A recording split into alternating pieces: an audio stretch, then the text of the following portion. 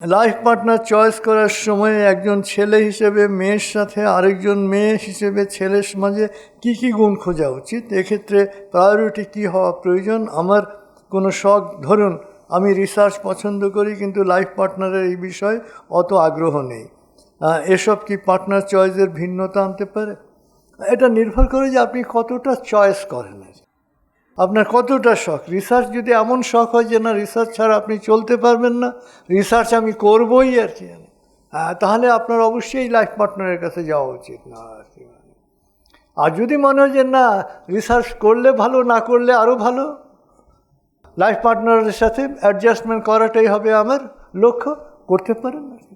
অর্থাৎ সবসময় মনে রাখবেন যে ফ্যামিলি লাইফ হচ্ছে সমঝোতা আর কি, আন্ডারস্ট্যান্ডিং।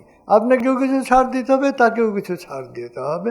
এবং আজকাল হচ্ছে আমরা ছাড় দিতে পারি না, যে কারণে বিয়ের আগেই ডিভোর্স হয়ে যায় আর কি, তোলা হয়নি ডিভোর্স হয়ে গেছে আর কি।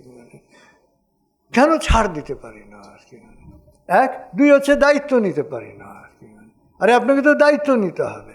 পুরুষ হলে একজন নারীর দায়িত্ব নিতে হবে, নারী হলে একজন পুরুষের দায়িত্ব নিতে হবে, আর দায়িত্বের পেছনে ছাড় দিতে হয় অনেক। তো এখন এটা হচ্ছে আপনার উপর নির্ভর করছে।